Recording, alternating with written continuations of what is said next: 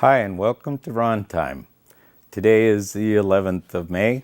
We're shooting in Studio B down here at Access Tucson.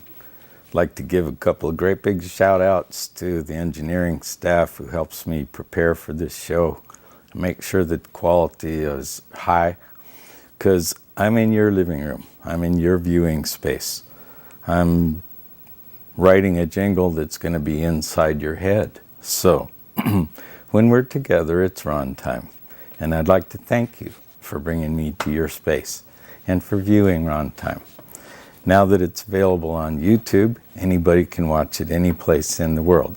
You just go to YouTube and type in Ron Carswell.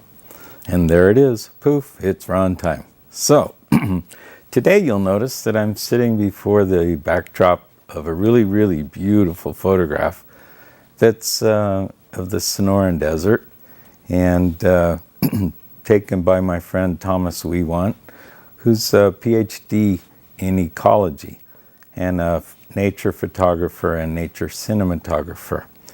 And we have a really rare opportunity coming up this month in Tucson, Arizona. It's the premiere of Desert Dreams, which is a project that Gary Stroutsos on Native American flutes and Thomas Wiewandt, the cinematographer, put together after meeting a number of years ago at a Tucson Mountain Association musical event at my home on Sweetwater Drive in the Tucson Mountains. And it seemed like a natural fit for them to put their work together. And now we're going to be able to see the premiere at the Fox Theater on the 19th. And it starts at 3 o'clock. It has live desert animal exhibits. There are things for the family to do together. There's also a cast and crew party, and you can buy tickets for a party that's right next door at a really fine restaurant, which will feature wonderful foods and beverages. And that's at the Enoteca Cafe, just west of the Fox Theater. That starts at 1:30.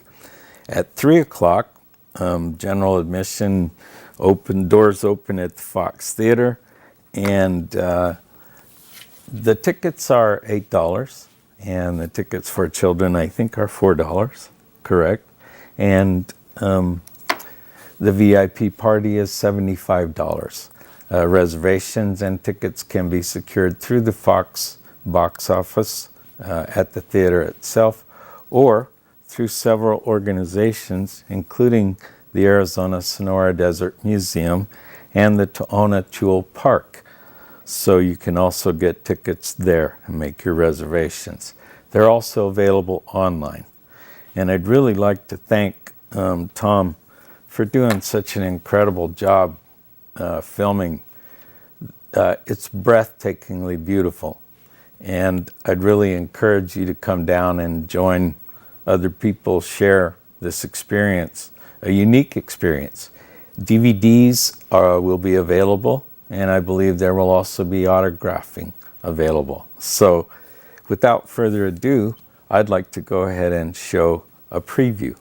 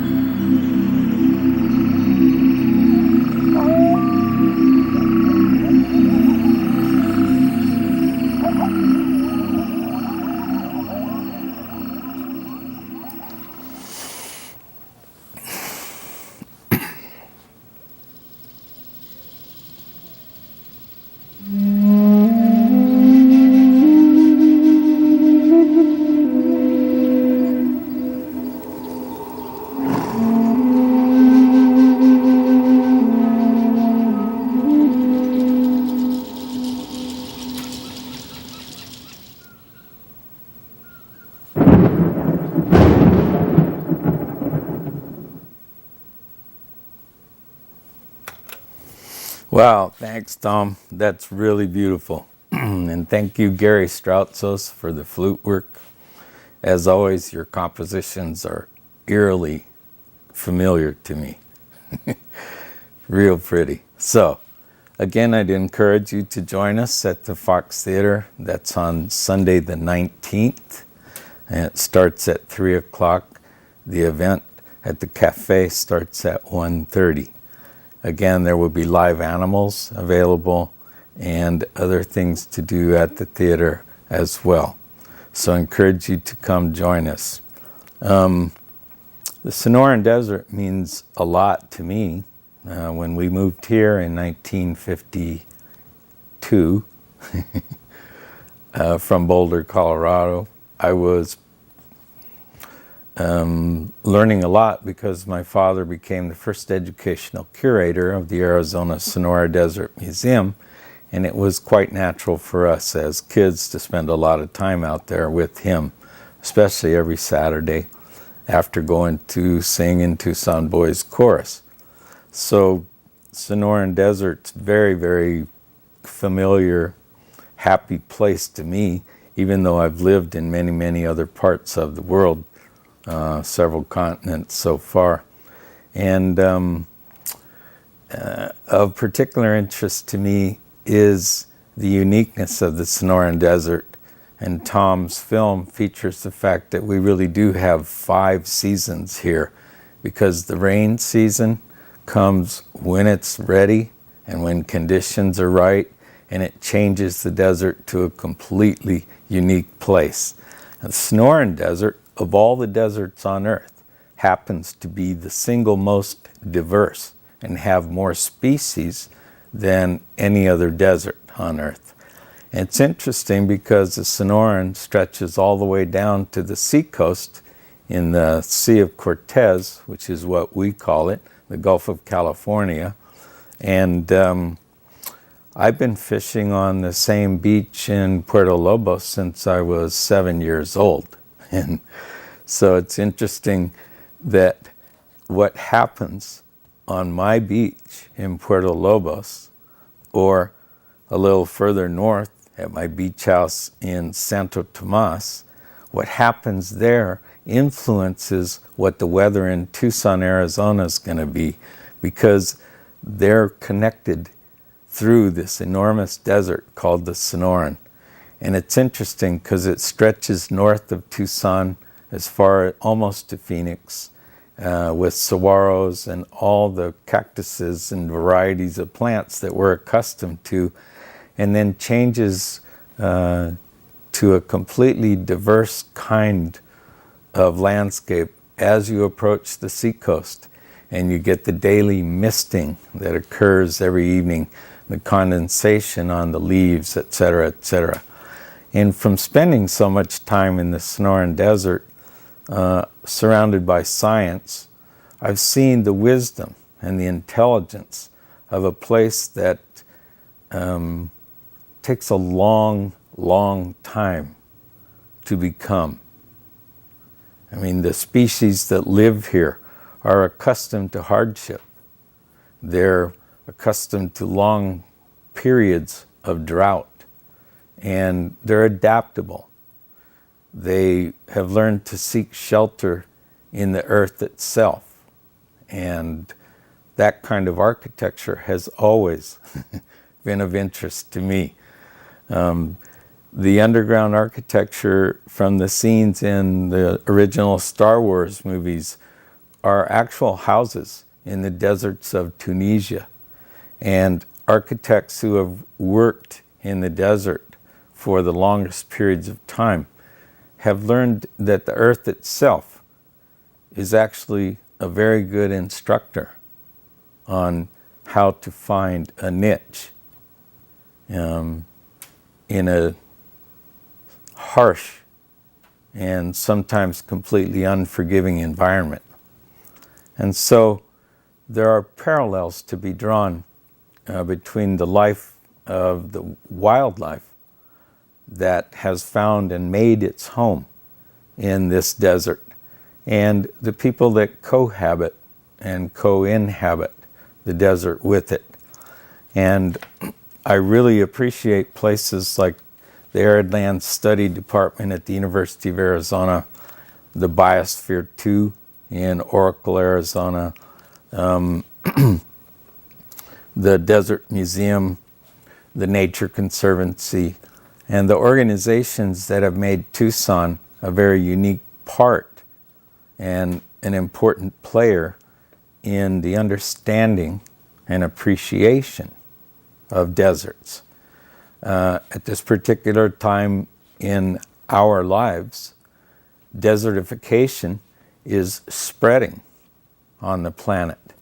And there are incidents of dust storms, haboobs, which is the term that originated on the Saharan desert, in places where they haven't been recorded for a century, maybe, since the dust storms of the Dust Bowl of the 30s.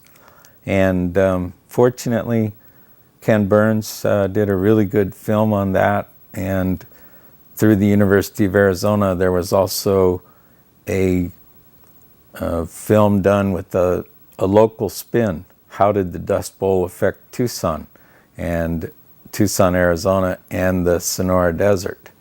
So, interestingly enough, we have all these examples around us that were we to take the time to study, you can find a sustainable niche in any environment, no matter how harsh or how pleasant, and find ways to make that niche co-inhabit without harm.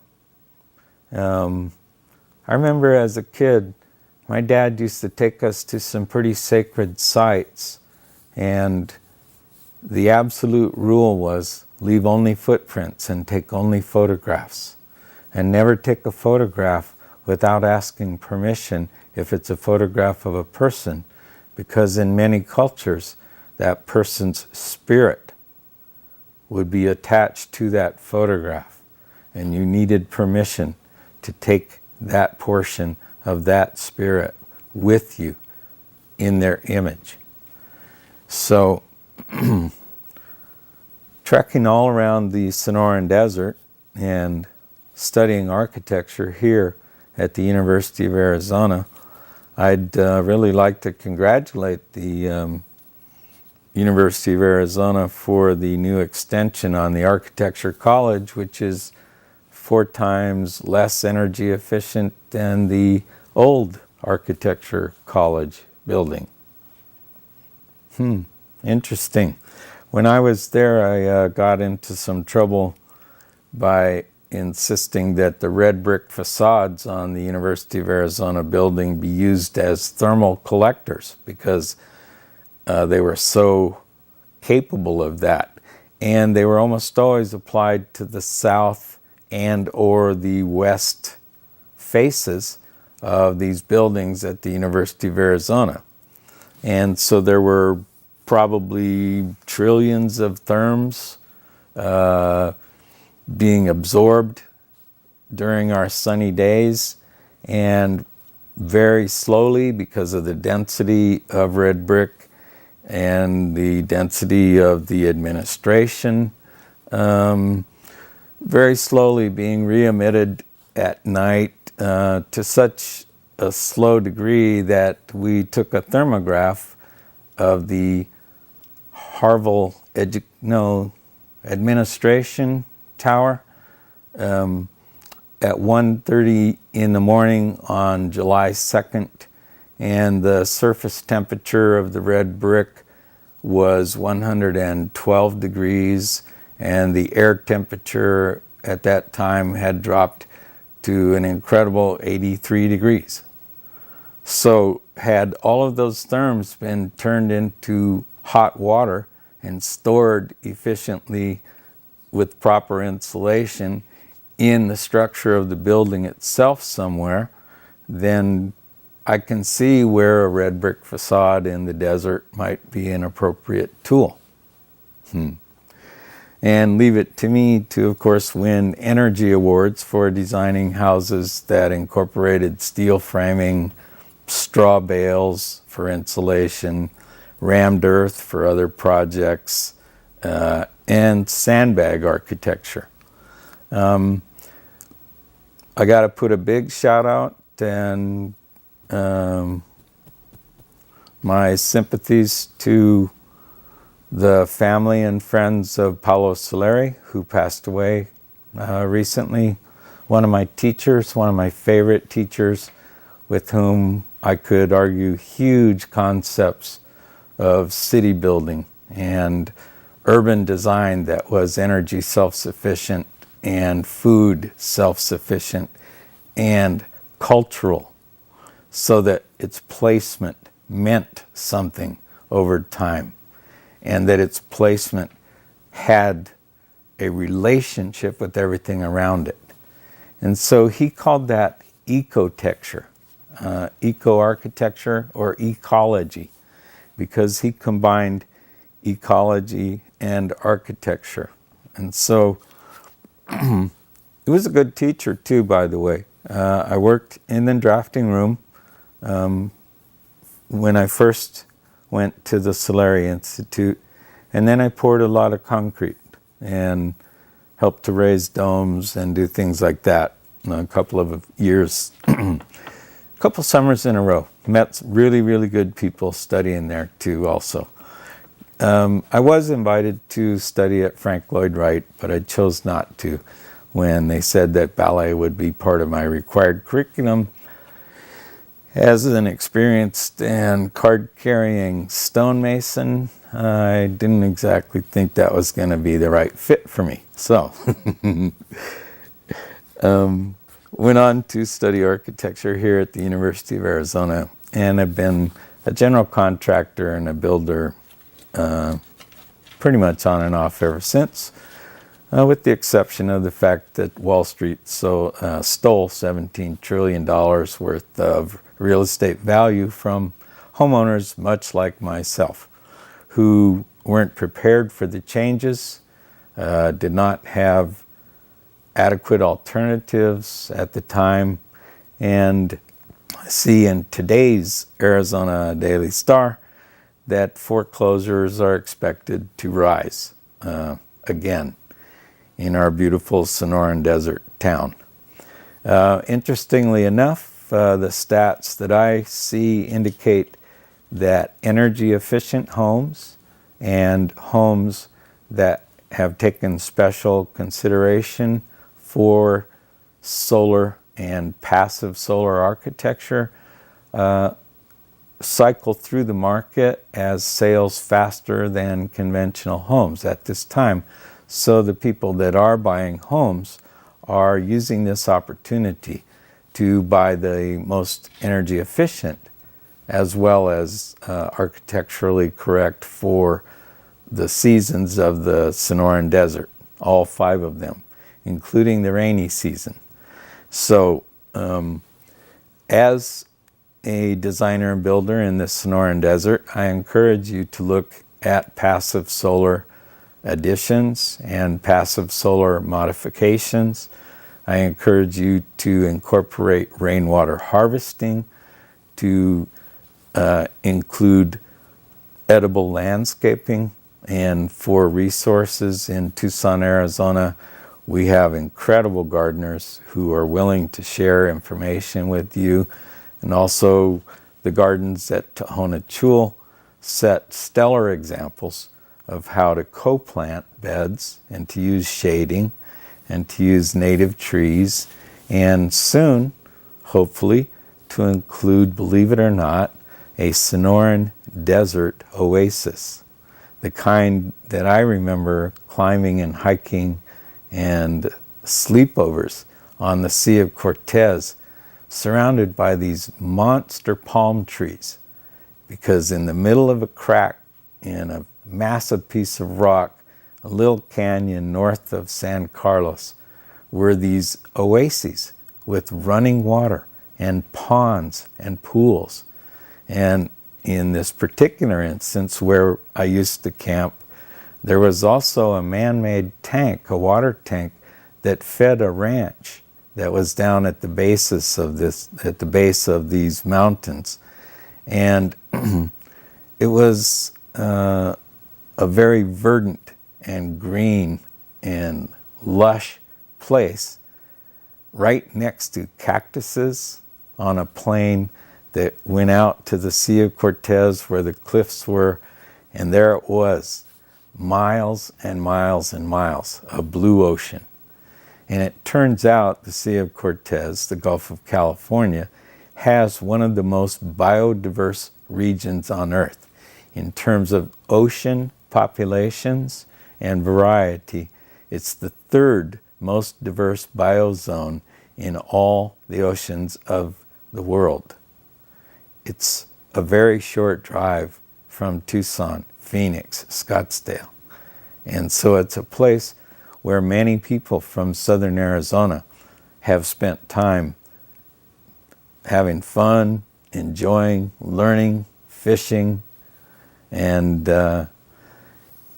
it brings to mind a dream that I had as a kid. I used to take piano lessons near Sentinel Peak, which is also known as A Mountain, near the Congress Street Bridge. And at that time, there were some ponds, some estuary that held water permanently, and they were completely surrounded by cane forests. And the cane was so thick that there was a little tiny dock built in the center of one of the ponds, and you could either swim or take a little boat out to this dock and lie down on it, and you would be completely surrounded by cane. You could see a mountain and you could see a little bit of Tumamoc Hill, but everything else was a cane field. You were completely surrounded.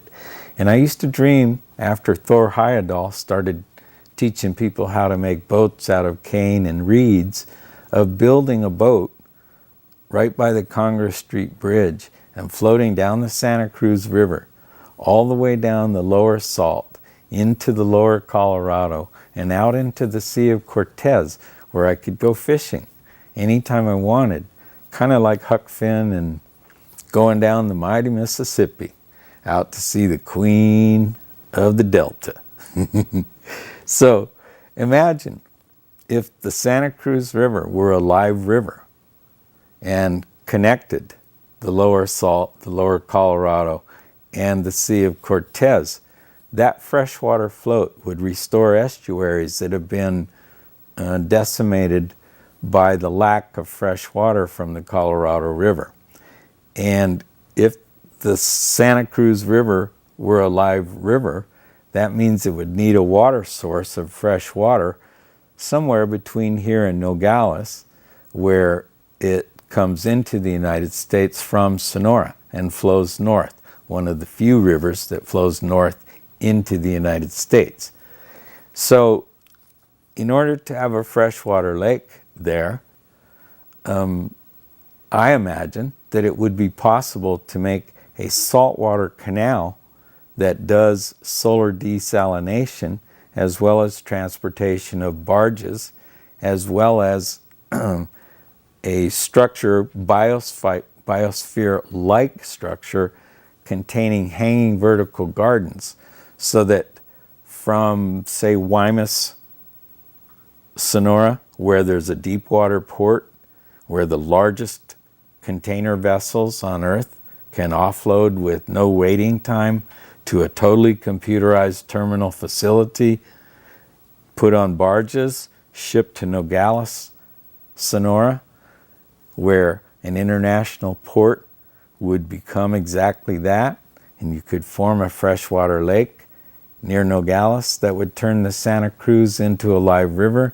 that would create flow that would come through Tucson, where we'd have docking facilities for the Santa Cruz Barge Company, and then they would be able to travel clear down to Yuma and into the Sea of Cortes to be towed back to Guaymas, to be put aboard ocean-going containers, and sending products from Tucson and Yuma and Nogales overseas to China, making us a net exporter of products.